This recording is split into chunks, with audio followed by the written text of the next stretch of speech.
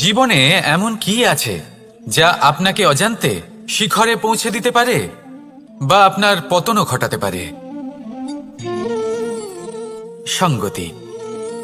যদি আপনি কোনো শ্রেষ্ঠ ব্যক্তির সঙ্গ লাভ করেন, তাহলে তার শুভ চিন্তা, তার গুণ, তার স্বভাব আপনার মধ্যে চলে আসবে। আপনি আরো শ্রেষ্ঠ হয়ে উঠবেন। আবার সেখানেই যদি আপনি কোনো দুষ্ট ব্যক্তির সঙ্গতি লাভ করেন, কোনো খারাপ মানুষের সঙ্গতি লাভ করেন, তাহলে আপনার শুভ চিন্তা, আপনার গুণ, তা যে কখন আপনার থেকে কেড়ে নেওয়া হবে সেটা আপনি জানতেও পারবেন না। দেখুন, এই সঙ্গতি হলো অত্যন্ত গুরুত্বপূর্ণ। এই সঙ্গতি আপনার নিয়তি নির্ধারণ করে। আপনাকে উদাহরণ দিলে, বৃষ্টির ফোঁটাকে দেখুন। যদি কোনো ফোঁটা গাছের পাতায় এসে পড়ে, তাহলে তা জীবন দান করতে পারে। যদি এমন কোনো ফোঁটা সাপের মুখে এসে পড়ে, তাহলে তা বিষে পরিণত হয়। যেমন সঙ্গ, তেমন নিয়তি। এবার দুর্ভাগ্যের বিষয় হলো এটাই যে বর্ষার ফোঁটা নির্ধারণ করতে পারে না সে কোথায় পড়তে চায়। তার নির্বাচনের ক্ষমতা নেই। কিন্তু আপনার কাছে তো বিবেক আছে, আপনি ভাবতে পারেন, চিন্তা করতে পারেন। তাহলে আপনি ভাবুন, আপনি কি এমন সঙ্গ চান যা শ্রেষ্ঠ, নাকি এমন সঙ্গ চান যা অশুভ? নির্বাচন আপনারই। শ্রেষ্ঠ সঙ্গ বাছুন আর আমার সাথে ভালোবেসে বলুন, রাধা রাধা। আমাদের জীবনে অত্যন্ত গুরুত্বপূর্ণ একটা আশা বসবাস করে, বিশ্বাসের রূপে। বিশ্বাস যা আমরা ঈশ্বরের ওপর করি, ভাগ্য, প্রারব্ধের ওপর করি, নিয়তির ওপর করি। যখনই ভালো কিছু হয় আমরা বলি এ হলো ঈশ্বরের দয়া। যখন খারাপ কিছু হয় আমরা বলি এ হলো ঈশ্বরের মায়া। কখনো ঈশ্বর বা ভাগ্য বা প্রারব্ধ বা নিয়তি। আপনি নিজে কোথায় তা কখনো ভেবেছেন? আপনি বিশ্বাস করছেন ঈশ্বরের উপর, প্রারব্ধের উপর, কখনো নিজের উপর করেছেন? আমি আপনাকে একটা সহজ কথা বলি, যদি আপনি ঈশ্বরের উপর বিশ্বাস রাখেন, শুধুই ঈশ্বরের উপর বিশ্বাস, তাহলে আপনি সেটাই পাবেন যেটা আপনার ভাগ্যে লেখা রয়েছে। কিন্তু যদি আপনি নিজের উপর বিশ্বাস রাখেন, আত্মবিশ্বাস রাখতে শেখেন, তাহলে ঈশ্বর আর নিয়তি দুজনে মিলে আপনার ভাগ্যে সেটাই লিখবে যা আপনি চাইছেন। তাই মনে রাখবেন, সাফল্যের পথ হলো এই বিশ্বাস। নিজের আত্মবিশ্বাসকে ধরে রাখতে শিখুন, দেখবেন আত্মা প্রসন্নতায় ভরে উঠবে। তাহলে আসুন এই প্রসন্ন ভাব নিয়েই বলুন, রাধা রাধা।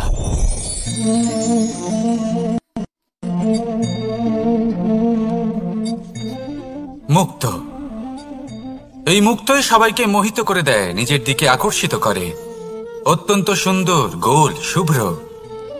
মুক্ত দ্বারা নির্মিত আভূষণ, তা হয়তো সে মুকুটই হোক বা কোনো স্ত্রীর অলংকার, তাকে আরো সুন্দর করে তোলে, তাকে আরো সুন্দর দেখতে লাগে। এবার এই মুক্তকে এত সুন্দর দেখার জন্য কত কষ্ট সহ্য করতে হয় তা কি কখনো আপনি ভেবেছেন?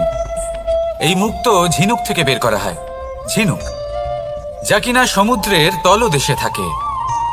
ওকে কত কষ্ট সহ্য করতে হয়, জলের চাপ সহ্য করতে হয়, সমুদ্রের স্রোত সহ্য করতে হয়।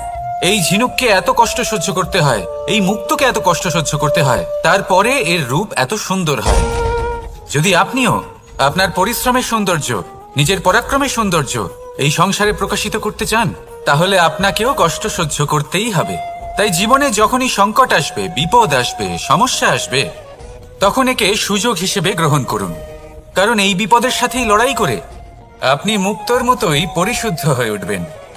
তাহলে আসুন আর আমার সাথে ভালোবেসে বলুন, রাধা রাধা। আপনি কি জানেন আপনার জীবনে আপনার আসল জীবনসাথী কে হন? মাতা পিতা, ভাই বোন, স্বামী স্ত্রী? না, আপনার আসল জীবনসাথী হলো আপনার শরীর। সেই শরীর যার দিকে আপনি কখনো নজরই দেন না, ঠিক কি না? এবার যে মানুষ এই রহস্য বুঝতে পারেন, তার জীবন এমনিই শুভ হয়ে যায়। আপনি নিজেই দেখুন না, সে সংসারের মঙ্গলই করা হোক বা সত্যের রক্ষা করা হোক, তা সে শত্রুর সাথে যুদ্ধ করা হোক বা মিত্রকে রক্ষা করা হোক, এই শরীরই তো কাজে আসে। তপস্যাতে, বলিদানে, পরিশ্রমে এই শরীরই হলো আধার, ঠিক কিনা? তাই আমাদের কর্তব্য হলো যে আমরা যেন নিজের শরীরের যত্ন নিই। আমরা কি খাই, আমাদের কি খাওয়া উচিত, এটা যেন বুঝি। কোনটা সুপাচ্য আর কোনটা নয়, এটা যেন বুঝি। কারণ যেমন হবে অন্ন, মনও তেমনই হবে। যত ভালো অন্ন তত ভালো মন। আর সুস্থ শরীর হলো সুস্থ মনের আধার, এ কথা অবশ্যই মনে রাখবেন। আর যদি মন সুস্থ থাকে তাহলে সকল শুভ উদ্দেশ্য পূর্ণ হবে। তাহলে আসুন আর আমার সাথে ভালোবেসে বলুন, রাধা রাধা। কথায় আছে যে দৃষ্টি অত্যন্ত কঠোর হয়, অত্যন্ত শক্তিশালীও হয়। কথায় আছে যে কারোর উপর যদি কুদৃষ্টি পড়ে তাহলে তার বিনাশ কেউ আটকাতে পারে না। এই যে কুদৃষ্টি, এর উপাচারও আমাদের কাছে রয়েছে। যখন আমরা বাড়ি নির্মাণ করি তখন একটা কালো মুখোশ লাগাই, যাকে রক্ষা কবচ মনে করা হয় কুদৃষ্টি থেকে বাঁচার জন্য। যখনই কোনো বাচ্চা বাইরে যায় তখন তার মাথায় আমরা একটা কাজলের টিপ পরিয়ে দিই কুদৃষ্টি থেকে বাঁচার জন্য। অর্থাৎ এই সংসারে কুদৃষ্টি থেকে বাঁচার উপাচার রয়েছে। উপাচার যদি কিছু না থেকে থাকে তাহলে তা হলো দৃষ্টিভঙ্গি। যদি আপনার দৃষ্টিভঙ্গি অনুচিত হয় তাহলে আপনার পতন কেউ আটকাতে পারবে না। না পারবে কালো মুখোশ, না কালো টিপ, না স্বয়ং ঈশ্বর। সেই জন্য নিজের দৃষ্টিভঙ্গি শুভ করে তুলুন, সবকিছু শুভই হবে। আসুন আমার সাথে ভালোবেসে বলুন, রাধা রাধা। কথায় আছে যে জীবনের আধার হলো সম্পর্ক, প্রসন্নতারও এবং ঈশ্বরের সাথে দেখা পাওয়ারও। এবার এই সম্পর্কের আধার আসলে কি? সেবা? না। বোঝাপড়া? না। অপেক্ষা? না। এই সম্পর্কের আধার হলো বিশ্বাস। যদি বিশ্বাস ভেঙে যায় তাহলে জেনে রাখবেন যে সম্পর্করূপী এই ভবন, এর ভিতই ভেঙে গেল। আর যদি ভিত ভেঙে যায় তাহলে সেখানে অন্য কোনো ভবন নির্মাণ সম্ভব নয়, সম্ভবই নয়। এই সমস্ত সম্পর্কের বিশ্ব বিশ্বাসে বসবাস করে। এই বিশ্বাস হলো অত্যন্ত গুরুত্বপূর্ণ। এই বিশ্বাসের জোরেই আমি আর রাধা কোনো সাংসারিক বন্ধনে আবদ্ধ না হয়েও এক অত্যন্ত দৈব অলৌকিক বন্ধনে আবদ্ধ। এই হলো বিশ্বাস, যার দ্বারা 11 অক্ষৌহিনী সেনার সামনে অর্জুন দাঁড়িয়েছিল এবং জয়ীও হয়েছিল। এই বিশ্বাস হলো অত্যন্ত গুরুত্বপূর্ণ। তাই বিশ্বাস করতে শিখুন, বিশ্বাস দিতে শিখুন, বিশ্বাস পালন করতে শিখুন। আর আমার সাথে ভালোবেসে বলুন, রাধা রাধা। এই সংসার অত্যন্ত বিচিত্র এক স্থান। এ সত্য খুঁজতে থাকে, আর সত্য খুঁজে পেলেই তা প্রমাণ করতে চায়। সে চায় তার প্রমাণ পেতে, সাক্ষী পেতে চায়। সেক্ষেত্রে আমাকে বলুন যে সত্য কি করতে পারে? সেই ব্যক্তি যে সত্যকে ধরে আছে সে কি করবে? কিছুই নয়, কিছু করার প্রয়োজনই নেই, শুধু তাতে টিকে থাকতে হবে। সেই হিমালয়ের মতো যা আজ পর্যন্ত টিকে রয়েছে। যদি আপনি সত্যবাদী হন তাহলে আপনার কিচ্ছু প্রমাণ করার কোনো প্রয়োজন নেই। যদি প্রয়োজন থাকে তাহলে সত্যের সাথে টিকে থাকার। এই সময় নিজে সাক্ষী হবে, নিজে প্রমাণ দেবে। এই নিয়তি স্বয়ং প্রমাণিত করবে যে আপনি সত্যবাদী ছিলেন, আপনি সত্যের পথে ছিলেন। তাহলে আসুন আর আমার সাথে ভালোবেসে বলুন, রাধা রাধা। ঈশ্বর আমাদের হাত প্রদান করেছেন, হাত যা জড়ো করা হয় প্রণাম করার জন্য, ঊর্ধ্বগামী হয় প্রার্থনার জন্য। এই হাত যার দ্বারা আমরা খাবার খাই, ফসল উৎপাদন করি। কিন্তু এই হাতের দ্বারা সবথেকে শ্রেষ্ঠ কাজ কি হতে পারে? সেবা। আগে হ্যাঁ, সেই হাত যা সামনে এগিয়ে আসে সেবা করার জন্য, যে সেবা করে তাদের যারা দুঃখে থাকেন, নিরাশ হয়ে থাকেন, যারা সেবা করেন তাদের যারা কিনা দরিদ্র। সেই হাত হলো সব থেকে অধিক মহান। ঈশ্বরকে দীনবন্ধু বলা হয়ে থাকে, কারণ যারা দুঃখী হন, নিরাশ হন, দরিদ্র হন, ঈশ্বর তাদের সাহায্য করেন, তাদের সহায়ক হন, তাদের মধ্যে ঈশ্বর বাস করেন। তাই আপনারা যদি এটাই করেন, যারা দুঃখে আছেন, নিরাশ হয়ে আছেন, যাদের সাহায্যের প্রয়োজন রয়েছে, যদি আপনি তাদের সাহায্য করেন তাহলে আপনি এমন এক চৈতন্য লাভ করবেন যে আপনি তৃপ্ত হয়ে উঠবেন। তাহলে সবার সেবা করুন আর আমার সাথে ভালোবেসে বলুন, রাধা রাধা। ভয়। জীবনে আমরা কোন কোন বিষয়ে ভয় পাই? কোনো মানুষকে হারানোর ভয়, কোনো মানুষ, কোনো সম্পর্ককে হারানোর ভয়, অর্থহানির ভয়, সময়হানির ভয়। এবার বিষয়টা হলো, এই ভয় কখনো আমাদের কোনো লাভ করে না। এটা সবসময় আমাদের পিছনে ঠেলে আর নিচু স্তরে নামিয়ে দেয়, কখনোই আমাদের উত্থানের কারণ হয় না। তাই জীবনে যদি কোনো ভয়ের কারণ থাকতেই হয় তা শুধুই এটা, যে মানুষের কথা ভাবতে ভাবতে, সম্পর্কগুলিকে হারানোর ভয়ে, মানুষকে হারানোর ভয়ে, সবার মন রাখতে রাখতে আপনি যেন নিজেকে, নিজের ভাবনা চিন্তাকে না হারিয়ে ফেলেন। যদি এরকম হয়, যদি সকলের মন রাখতে রাখতে আপনি নিজেই নিজেকে হারিয়ে ফেলেন, নিজের ভাবনা, নিজের লক্ষ্য, নিজের মন্তব্যকে হারিয়ে ফেলেন, তাহলে সংসারে যতই যাই হয়ে যাক না কেন প্রসন্নতা লাভ করবেন না। তাই রক্ষা তাকেই করুন যে আপনাকে রক্ষা করে, আপনার মানসিকতা, আপনার ব্যক্তিত্ব, আপনার লক্ষ্যকে রক্ষা করে। আর যদি কোনো বিষয় ভীত হতে হয়, তবে আপনি যেন নিজের উদ্দেশ্যের থেকে দূরে না চলে যান। তাহলে আসুন আর আমার সাথে ভালোবেসে বলুন, রাধা রাধা। সময় একটু একটু করে কেটে যায়, একটু একটু করে নিকটে আসে। খুব অদ্ভুত ব্যাপার। এই সময় প্রতিকূল হলেও একটু একটু করে কেটে যায়। এই সময় যদি ভালো হয় তাহলে একটু একটু করে নিকটে আসে। অনুচিত তখনই হয় যখন আমরা নিজেদের অসফলতার জন্য সময়কে দোষ দিই, কিন্তু আসলে তেমনটা হয় না। আপনার পরিশ্রম আর প্রয়াস দ্বারাই আপনি সাফল্য লাভ করবেন, সময়ের দ্বারা নয়। যদি এই সাফল্য একটা সুন্দর ভবন হয়, তাহলে সময় হলো তার দেওয়ালের রং, যা সময়ের সাথে বদলাবে, সময়ের সাথে ফিকেও হয়ে যাবে। কিন্তু সাফল্যের এই ভবন আপনাকেই নির্মাণ করতে হবে, আপনার পরিশ্রমের ইট দ্বারা এবং প্রয়াসের চুনসুরকি দ্বারা। তাই পরিশ্রম আর প্রয়াস করতে থাকুন, সাফল্য আপনি অবশ্যই পাবেন। সময় যদি আজ ভালো না হয় তাহলে কাল অবশ্যই হবে। প্রয়াস করতে থাকুন আর আমার সাথে ভালোবেসে বলুন, রাধা রাধা। এ হলো গোলাপ ফুল।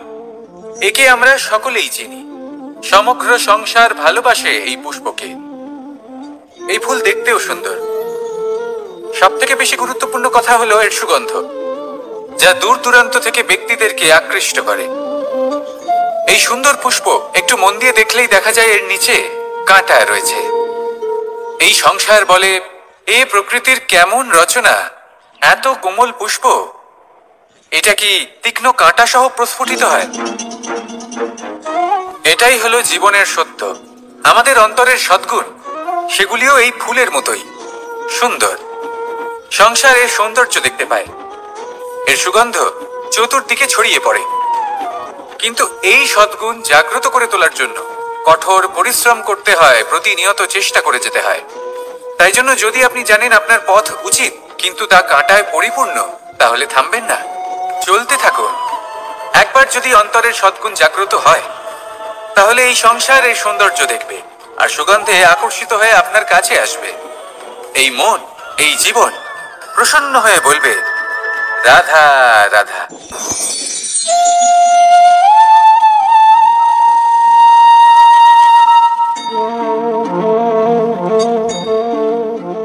মোহনের বাঁশির এই সুর, এই সঙ্গীত কার না পছন্দ হয়? সবারই খুব ভালো লাগে। এবার এই সুর আসে কোথা থেকে? কেউ বলবেন কৃষ্ণের হৃদয় থেকে। সত্য কথা, এই সুর হৃদয় থেকে নির্গত হয় এবং প্রকট হয় এই বাঁশি থেকে। এই বাঁশিটাকে দেখুন, এই ছিদ্রগুলি দেখুন, প্রত্যেকটা সুর থেকে নিজস্ব একটা স্বর নির্গত হয়। এবার যে ব্যক্তি এই সমস্ত সুর এবং স্বর বুঝতে পারেন, এতে নিপুণ, তিনি এই বাঁশির দ্বারা যে সুর নির্গত করবেন তা তো মধুর অবশ্যই হবে। এবার জীবনের সাথেও কিছুটা এরকমই ঘটে। জীবনের কিছু নীতি থাকে, অর্থ, কুটুম্ব এবং আধ্যাত্মিক। যদি জীবনের প্রত্যেকটা মুহূর্ত সুখময় হয় এরকম আপনি চান, তাহলে এই তিনটি নীতিতে আপনাকে নিপুণ হতে হবে। কোনো একটি বিশেষ নীতির প্রতি যদি আপনি বেশি ঝুঁকে পড়েন, তাহলে বাকি দুই নীতি থেকে যা সুখ লাভ করা সম্ভব তা পারবেন না। ধন অর্জন করতে হবে পরিবারের জন্য, পরিবারের সুখ মনের শান্তির জন্য, মনে শান্তির প্রয়োজন মনের শুদ্ধতার জন্য। যখন এই মন শুদ্ধ হবে, জীবন শুদ্ধ হবে, পবিত্র হবে, সুন্দর হবে এবং ভালোবেসে বলবে, রাধা রাধা। যত শক্তিশালী এই মন, তত শক্তিশালী এই শরীরও। এই যে আমাদের শরীর, এটা আসলে কি? এ হলো একটা রথের মতো। আর একটা রথ ততক্ষণ চলতে পারবে না যতক্ষণ না তাকে কোনো সারথি চালাবে। এই মন হলো শরীরের সারথি। এবার ভাবুন, যদি এই সারথি শক্তিহীন হয়, দুর্বল হয়, তাহলে এই রথের কি হবে? এটা উচিত পথে চলতে পারবে না, উচিত গতিতে চলতে পারবে না, মন মতো স্থানে এটা পৌঁছতেও পারবে না। সেই জন্য মনের শক্তি অত্যন্ত প্রয়োজনীয়। এবার মনের শক্তি আমরা কোথা থেকে লাভ করি? দৃঢ়তার শক্তি থেকে। এবার এই শক্তি আমরা কিভাবে বাড়াতে পারি? আমরা প্রতিদিন কিছু নতুন স্থির করি, কিছু ছোট কিছু বড়। আর যেই আমরা নতুন কিছু পূর্ণ করি, আমাদের মনের শক্তি বেড়ে যায়। আর যদি পূর্ণ না করতে পারি, মনের শক্তি কমে যায়। একটা দেওয়ালের মতো ছোট ছোট ছোট ছোট শিলা আমরা একটার পর একটা স্থাপন করে একটা দেওয়াল তৈরি করি। এতগুলো পাথর যখন একত্রিত হয়ে যায়, তখন এমন এক দেওয়াল তৈরি হয় যাকে ভাঙা প্রায় অসম্ভব হয়ে দাঁড়ায়। সেরকমই হয় মন এবং দৃঢ়তা। ছোট ছোট কাজ করে নিজের লক্ষ্য পূর্ণ করুন। এই লক্ষ্য যদি পূর্ণ হয়, তবে মনের শক্তি বাড়বে। কিছুটা এইভাবে যে যত বড়ই বিপদ আসুক না কেন, সেই বিপদ নিজে হার মেনে নেবে, কিন্তু আপনার মন ততটাই শক্তিশালী থাকবে। তাই মনের শক্তি বাড়াতে থাকুন, যাতে আপনি উচিত পথে চলতে পারেন, উচিত গতিতে চলেন আর মনোবাঞ্ছিত স্থানে পৌঁছতে পারেন। তবেই এই মন প্রসন্ন হয়ে বলবে, রাধা রাধা। ওমা, এ কি? আমি কখন থেকে এখানে অপেক্ষা করছি, হাত পেতে দাঁড়িয়ে রয়েছি, যাতে একটা ফল আমার হাতে এসে পড়ে এবং সেটা আমি খেতে পারি। কখন থেকে অপেক্ষা করছি, কিন্তু সেটা হচ্ছেই না। এবার আপনি বলবেন যে এইসব কি বলছি, এ কি অদ্ভুত কথা বলছি। যদি ফল খেতে হয়, তাহলে আমাকে বৃক্ষে চড়তে হবে, ফলের কাছে পৌঁছতে হবে, তবেই তো। আমরা সকলে এমন ব্যক্তির সাথে থাকতে চাই যারা খুব মিষ্টি কথা বলেন, যাদের ব্যবহার আমাদের ভালো লাগে, যারা দেখতে সুন্দর হন, যাদের আমরা পছন্দ করি। আর সব সময় এমন ব্যক্তির থেকে দূরে থাকতে চেষ্টা করি যাদেরকে আমরা পছন্দ করি না, যাদের কথা আমাদের খারাপ লাগে, যাদের কথা একটু কঠোর হয়। আমরা সবসময় চেষ্টা করি এদের থেকে দূরে থাকার, ঠিক কিনা? কিন্তু যদি বাস্তবটা দেখি, তাহলে এই কঠোরতা জীবনে শান্তির প্রলেপ দেয়। ওষুধও একটু কড়াই হয়, কিন্তু এ কি করে? আমাদের সুস্থ করে তোলে। ঠিক সেইভাবেই ভালোবাসার এই অধ্যায় একটু কঠিন, একটু কড়াও মনে হতে পারে, কিন্তু এর ফল সবসময় আপনাদের স্বাস্থ্যের পক্ষে ভালোই হয়। সেই জন্য যদি কেউ আপনার নিন্দে করে, আপনাকে কড়া কথা শোনায়, আপনার ব্যাপারে আলোচনা করে, তার মানে এটা নয় যে সে আপনার শত্রু। হতে পারে তিনি আপনার বন্ধু হন, আপনার জন্য ভালো চান, আপনাকে শুধরে নিতে চান, আপনার মধ্যে কোনো পরিবর্তন দেখতে চান। সেই জন্য কখনো কারোর কথা শুনে বা কাউকে দেখে প্রাথমিকভাবে এই সিদ্ধান্ত নেবেন না যে তিনি আপনার শত্রু হন নাকি আপনার বন্ধু হন। এমনও শত্রু হয়ে থাকেন যে গুড়ের মতো মিষ্টি মিষ্টি কথা বলে আসলে আপনাকে বিষ পান করিয়ে দেবেন।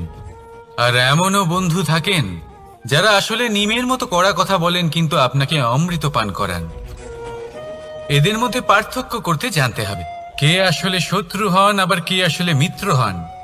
এই পার্থক্য যখন আপনি করতে শিখবেন, তখন আপনি এই সংসারের সব থেকে সুখী প্রাণী হয়ে উঠবেন। এই পার্থক্য বোঝা সহজ নয়, কিন্তু অবশ্যই আবশ্যক। রাধা রাধা। অসুখ। এমন কোনো মানুষ আছেন এই সংসারে যার অসুখ করে না? প্রত্যেক মানুষ কখনো না কখনো অবশ্যই অসুস্থ হয়েছে, তার এই শরীর রোগের শিকার অবশ্যই হয়েছে। এবারে দেখুন, এই রোগ আসে, আবার এই রোগ চলেও যায়, কিন্তু সেই রোগ আমাদের কষ্ট দিতে কেন সক্ষম হয়? কারণ হলো স্বচ্ছতা। যদি এই স্বচ্ছতা শরীরে না থাকে, তাহলে মানুষকে শারীরিক কষ্ট পেতেই হবে। ঠিক সেইভাবেই অত্যন্ত প্রয়োজনীয় হলো এই স্বচ্ছতা যেন মনেও থাকে। যদি এই স্বচ্ছতা মনে না থাকে, তাহলে মানুষ চারিত্রিকভাবে কষ্ট সহ্য করেন। এবারে নিবারণ কি হতে পারে? বড়ই সহজ এর উপশম।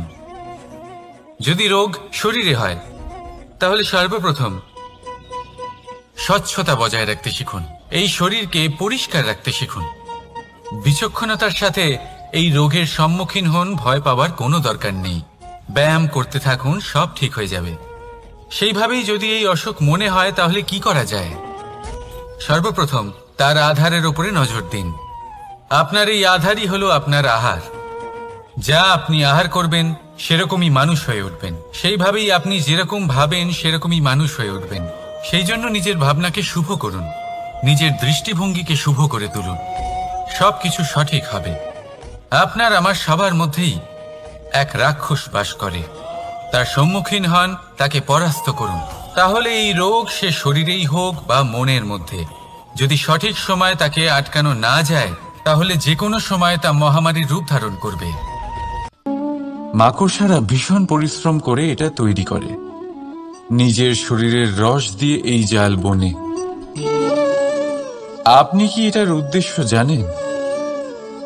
আসলে মাকড়সা এই জালে ছোট কীটপতঙ্গ ধরে তাদেরকে খাদ্যরূপে গ্রহণ করে। কিন্তু আপনি কি এই কথা জানেন যে একদিন মাকড়সা নিজেই নিজের জালে জড়িয়ে মৃত্যুবরণ করে থাকে? বলুন, কি করেন আপনি এই জাল দেখতে পেলে? দেখতে পেলেই মুছে ফেলেন এর অস্তিত্ব, তাই না?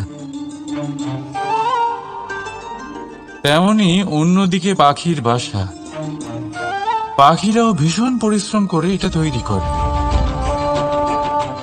কিন্তু যদি পাখি একদিন এটা ছেড়ে চলে যায় তাহলেও লোকে এটা নষ্ট করে দেয় না। কারণটা কি?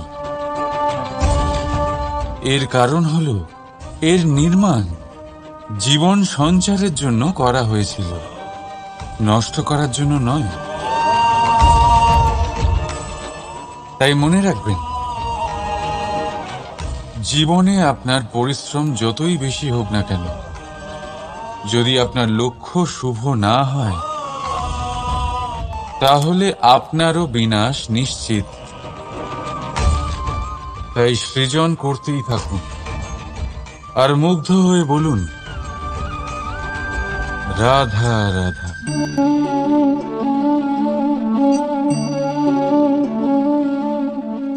আপনার কি মনে হয় আমি কি করছি? আপনি বলবেন আমি প্রদীপ জ্বালাচ্ছি। সঠিক, কিন্তু প্রশ্ন হচ্ছে যে আমি কি আপনাকে বলেছি যে একে প্রদীপ বলা হয়? না। এই প্রদীপ কি নিজেই নিজের পরিচয় আপনাকে দিয়েছে? না।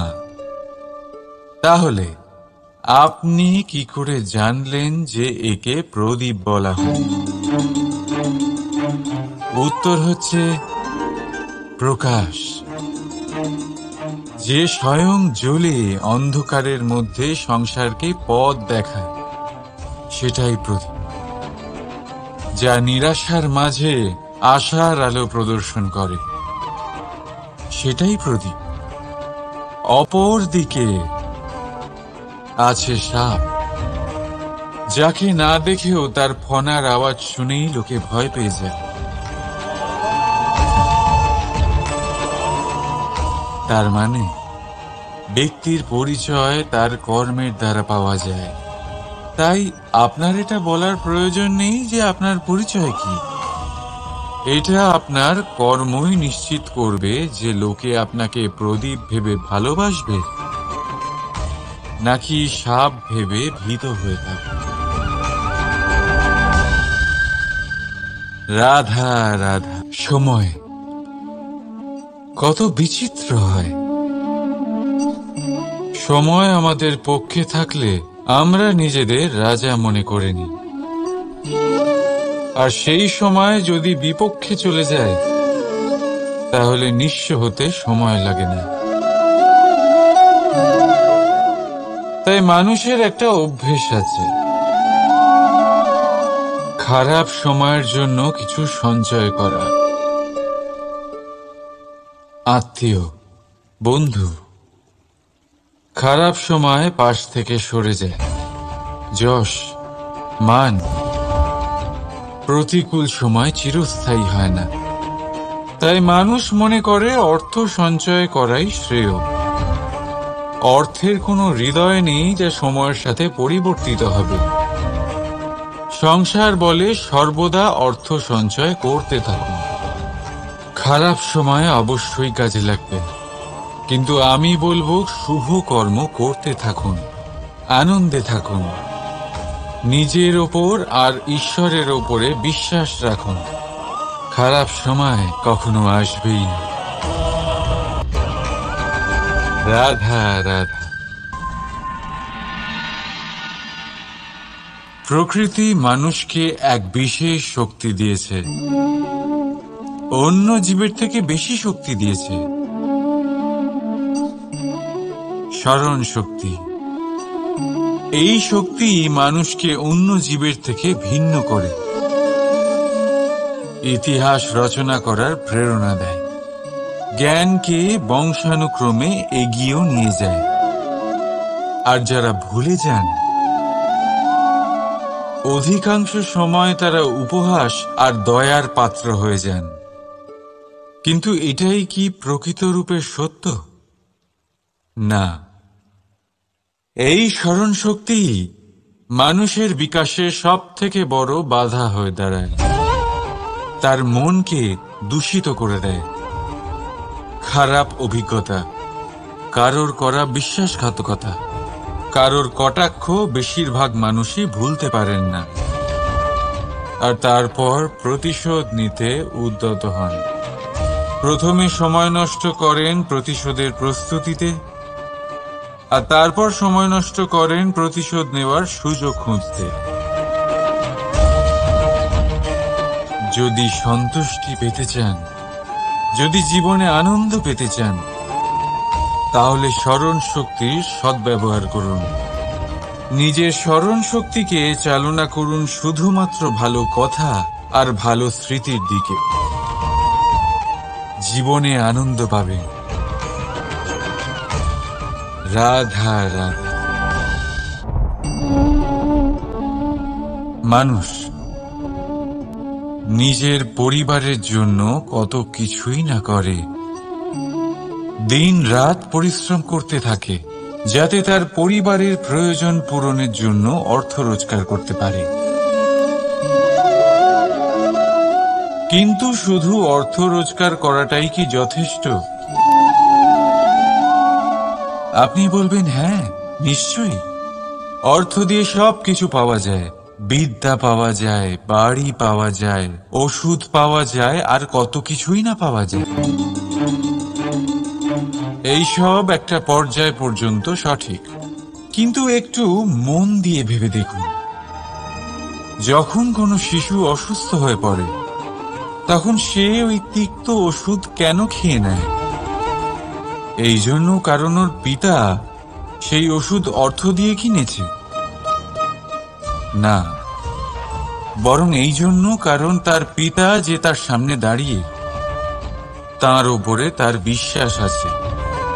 বিশ্বাস আছে যে উনি তার কিচ্ছু হতে দেবেন না। এই বিশ্বাস, এই সংস্কার,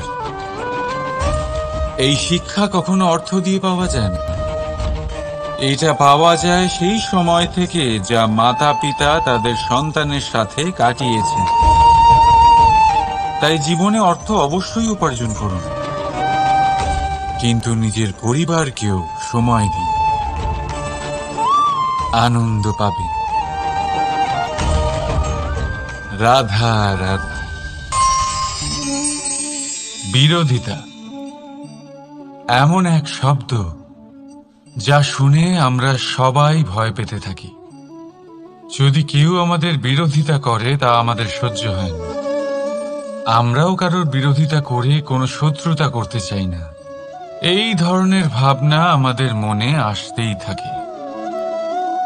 কিন্তু বিরোধিতা, এই শব্দ আপনার শান্তির জন্য, আপনার সুখের জন্য কতটা গুরুত্বপূর্ণ তা আপনারা জানেন না।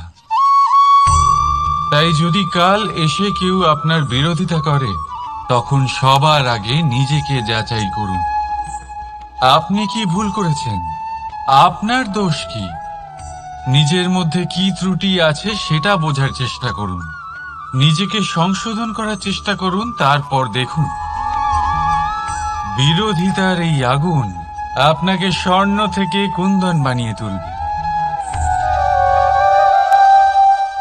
বলা হয় এই সংসারে খারাপ বেড়েই চলেছে, কিন্তু তার কারণ এ নয় যে খারাপ মানুষ বেড়ে চলেছে। তার কারণ হলো যে ভালো মানুষ, যাদের ভালো চিন্তা, ভালো বিচারধারা আছে, তারা খারাপের বিরোধিতা করতে পারে না।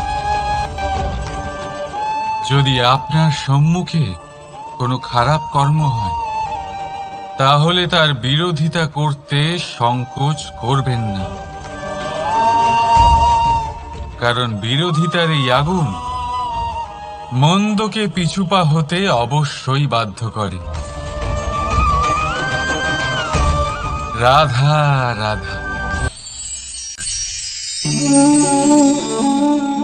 বিশ্বাস, জীবনে বিশ্বাস কতটা গুরুত্বপূর্ণ। একজন স্ত্রী তার স্বামীর হাত ধরে যে কোনো জায়গায় যেতে পারেন, এর কারণ হলো বিশ্বাস। তার নিজের স্বামীর ওপরে বিশ্বাস আছে। যখন একজন মা তার ছোট বাচ্চাকে কোলে তুলে হাওয়ায় ওঠায়, তখন সেই বাচ্চা ভয়ভীত হয়ে যায় না। তার কারণ হলো বিশ্বাস। তার বিশ্বাস আছে যে তার মা তার কিচ্ছু হতে দেবে না। এক বৈদ্যের দেওয়া ঔষধ সন্তান কিছু না বুঝে শুনেই খেয়ে ফেলে। সেই বৈদ্যের জ্ঞানের বিষয়ে তার কোনো ধারণাই থাকে না, শুধু নিজের পিতার উপরে বিশ্বাস আছে যে তার পিতা তাকে খারাপ কিছুই দেবে না। যখন এই সংসারের প্রতিটা বন্ধন বিশ্বাসের উপরে দাঁড়িয়ে আছে, তাহলে কেন এই বিশ্বাসকে আমরা জীবনে আনতে পারি না? আপনি নিজেই দেখুন, এই বিশ্বাস নিজের জীবনে এনে দেখুন, সবকিছু আরো সুন্দর হয়ে যাবে। তাই ভালোবেসে বলুন, রাধা রাধা।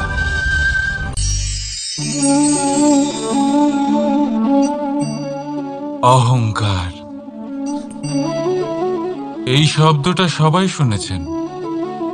বহু মানুষকে আপনি এটা বলতে শুনেছেন যে ওই ব্যক্তির অহংকার আছে, ওই মানুষটির ক্ষমতার অহংকার আছে, ওই ব্যক্তির নিজের রূপ নিয়ে অহংকার আছে, ওই ব্যক্তির নিজের অর্থের অহংকার আছে, ইত্যাদি ইত্যাদি। কিন্তু এই অহংকার, এর অস্তিত্ব হয় কি করে? এবারে একবার এই হাতটা দেখুন। যদি এই হাতের 5 আঙ্গুল উঠে দাঁড়ায়, আশীর্বাদ। আর যদি এই হাতের 5টা আঙ্গুল একসাথে মুঠো হয়ে যায়, শক্তি। সংকটের বিরুদ্ধে ঢাল। কিন্তু এই একটা আঙুল সংকটের কারণ হয়ে দাঁড়াতে পারে। এই একটা আঙুল শত্রুকে আহ্বান জানায়। এবার অহংকার বলে এই শব্দটাই দেখে নিন। আমাদের থেকে আলাদা হয়ে গেলে হয় অহং। অহং অর্থাৎ ব্যক্তির মনে হয় যে সে আপনদের থেকে, নিজের বন্ধুদের এবং সঙ্গীদের থেকে, নিজের পরিবারের থেকে অনেক উপরে, অনেক শ্রেষ্ঠতর সে। কিন্তু মনে রাখবেন, এই অহংকার কোনো ব্যক্তির অস্তিত্বের বিনাশের প্রথম ধাপ। তাই ঝেড়ে ফেলে দিন এই অহংকারকে, আর বিশ্বাস করুন আমাদের ওপর, কারণ তখনই আপনি শান্তি পাবেন। আর সেই শান্তির সাথেই বলে উঠবেন, রাধা রাধা।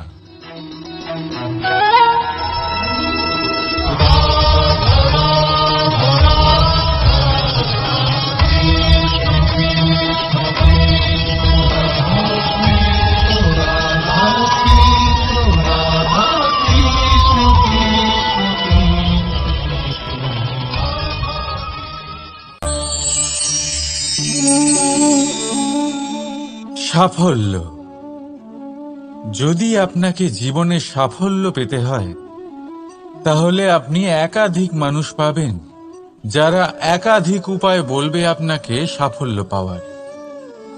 দীর্ঘ সময় ধরে পরিশ্রম, চেষ্টা, নির্ধারণ, নিষ্ঠা এই বিষয়ে ভাষণ দিতে থাকবেন।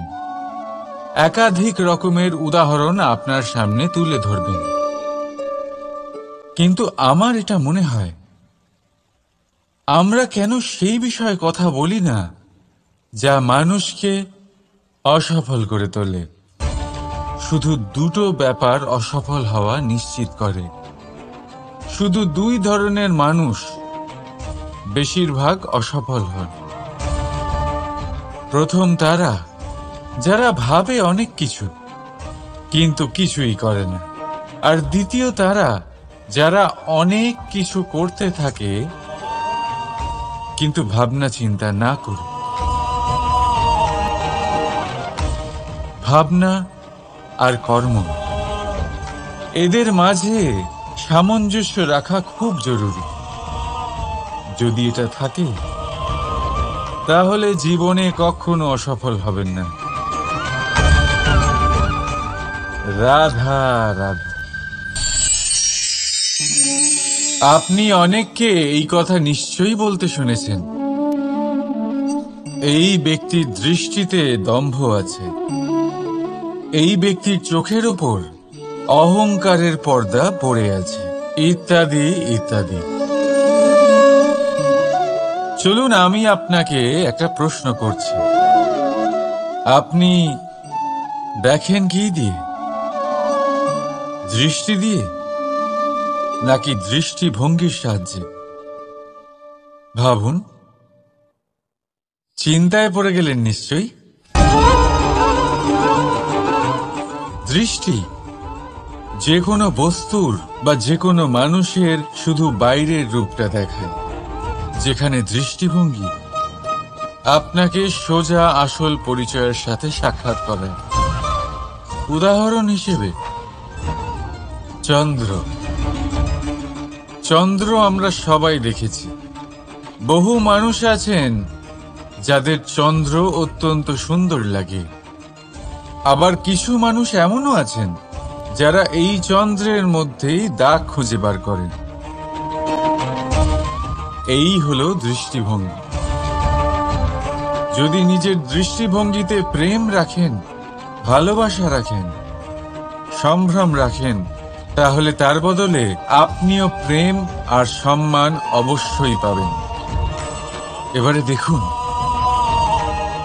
যে জল দিয়ে ঈশ্বরের মূর্তি ধোয়া হয় তাকে চরণামৃত বলা হয়। এটার কারণ দৃষ্টিভঙ্গি। এখন আপনি পাথরকে ভগবান ভেবে পুজো করবেন, নাকি ভগবানকে পাথর ভেবে পরিত্যাগ করবেন?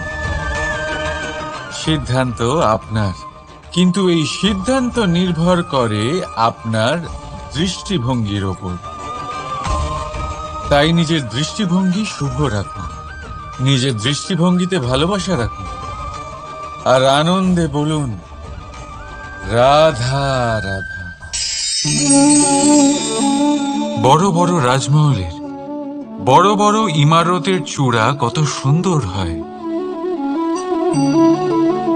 কিন্তু আপনি কি কখনো এই বিষয়ে ভেবেছেন যে এই সুন্দর চূড়ায় পৌঁছতে গেলে আপনাকে পৃথিবীতে পা ফেলতেই হবে?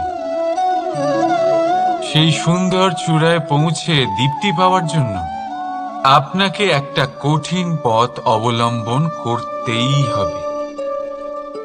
যদি আপনি কোনো কঠিন পথে না গিয়ে এই পৃথিবীর সাহায্য ছাড়াই শুধু উচ্চতার দিকে অগ্রসর হতে থাকেন, তাহলে সর্বদা অসফল হবেন। সেই জন্য নিজের স্বপ্ন পূরণের এই যাত্রাতে নিজের পথ কখনোই হারাবেন না, নিজের পথ থেকে সরবেন না। যদি এমন করেন, তাহলে তো আপনার স্বপ্ন পূরণ হবেই না, তার সাথে আপনি নিজের পথও হারাবেন। রাধা রাধা। কৌতুক অর্থাৎ হাসি, এটা জীবনে কতটা গুরুত্বপূর্ণ। আমরা সর্বদাই হাসতে চাই, আমরা সর্বদা অন্যের মুখে এই হাসি দেখতে চাই। কিন্তু এই কৌতুক অনেক প্রকারের হয়। আর এই কৌতুকের ভিত্তি কি, সেটাও খুব গুরুত্বপূর্ণ। কৌতুক কেবল তখনই পাবেন যখন তা শুদ্ধ মন থেকে আসবে। কৌতুক তখনই পাবেন যখন তার সামনের জনকেও হাসিয়ে তার কষ্ট হরণ করবে। এবারে যদি কৌতুক হিংসার থেকে বেরোয়, তখন তা কটাক্ষ হয়ে যায়, সামনের মানুষের মনে আঘাত করে। তারপরে সে তৈরি থাকে যে কখন আপনার উপরে আবার প্রহার করতে পারবে। তাই যদি হাস্য কাউকে ছোট করার জন্য হয়, তা হাস্য নয়, উপহাস হয়ে যায়। আর তা সামনের জনকে আনন্দ নয়, শুধু অপমান দেবে। আর অপমানিত ব্যক্তির মন তিক্ত হয়ে থাকে। তাই মনে রাখবেন যে এই কৌতুক যেন কৌতুকই থাকে, তা উপহাস বা কটাক্ষ না হয়ে যায়। রাধা রাধা। মানুষ এই শব্দের সূচনা হয় মন থেকে। আর সেই জন্যই হয়তো আমাদের এই মন এতটা গুরুত্বপূর্ণ। এবারে দেখুন না, আমাদের মনই সবকিছু চালনা করে। মনই সেই যে কল্পনা করে, মনই সেই যা কল্পনাকে বাস্তবে পরিণত করার জন্য পরিশ্রম করতে আমাদের প্রেরণা যোগায়। মনই সেই যা লোভের জালে জড়িয়ে পড়ে। মনই সেই যা অভিমানের পর্দা দিয়ে ঢেকে যায়। আর এই মনই সেই যা আপনাকে বিনাশের দিকে টেনে নিয়ে যেতে পারে। কিন্তু যদি তা পরোপকার করার ইন্ধন পায়, তাহলে এমন কোনো মহান কাজ নেই যা আপনি করতে পারবেন না। কিন্তু এই মন কি?